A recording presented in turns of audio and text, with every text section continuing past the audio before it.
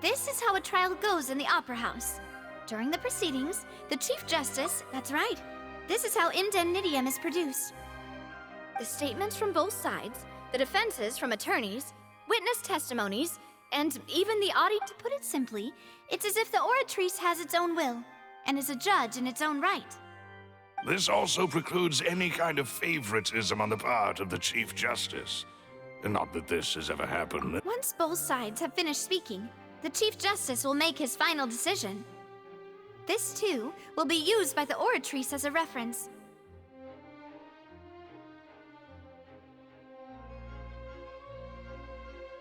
Then, finally, the oratrice will be consulted by officials. The result it returns is the will of justice itself. Huh? So that machine is the one that actually decides? In practice, there is very little difference. Both have always come to the same judgment. Which is why... yes, the guards also asked me to convey that none of us... Huh? Why? Because we've chosen to act as the twins' proxies. They're concerned that we might be colluding with outside parties, or that we might find outside help to disrupt the case. And even if that were not so, it could prove problematic if we happen to spread key information about the case ahead of time. I'm ready to break out at any time. Whoa! There's no need for that! Paimon thinks they have a point. That said, are they... Of course. I just hope you don't mind the lack of options. I'm afraid that catering to all tastes is not in the cards, nor is any guarantee of balanced nutrition. In that case, let's just sort out our findings together here. Pity. I was hoping to take you to try some of Fontaine's famous desserts, too. I mean, what better way to properly think through our findings than over some tea and sweets? Huh. Breaking out suddenly doesn't seem like such a bad idea after all. Just kidding! Paimon will still do her best, even if there are no snacks. What do you mean, no snacks? Of course we'll have snacks, if we cannot buy some. Huh? Here? Understood, Demoiselle. Everyone, please come with...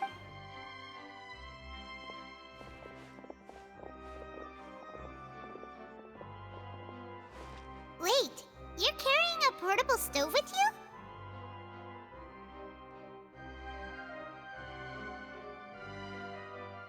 Yes, I must be prepared to meet the Demoiselle's baking needs whenever the fancy strikes her.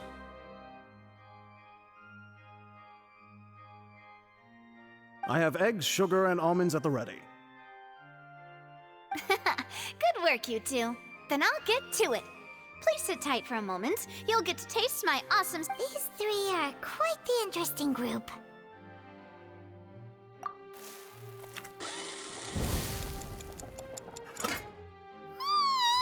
And Paimon thought it smelled good while it was still in the oven! Oh, it's even better now. Paimon can't stop drooling.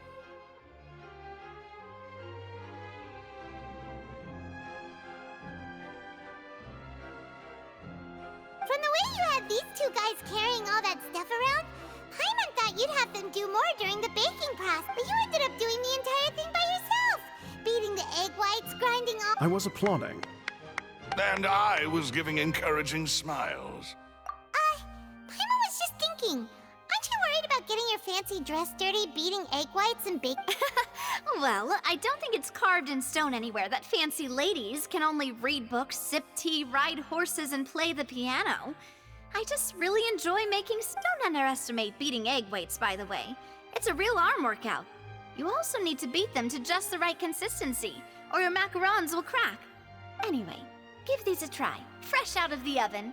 There's 3 for each of us. Only 3? Well, eating too many sweet treats might send all that sugar to your head. You wouldn't be able to think clearly. Tea is ready to be served as well. This is Demoiselle's favorite. Strong black tea with a floral fragrance that clears the mind and lifts the... No need for concern. I'm mere... All right then. Down to business. As Paimon mentioned previously, the tunnel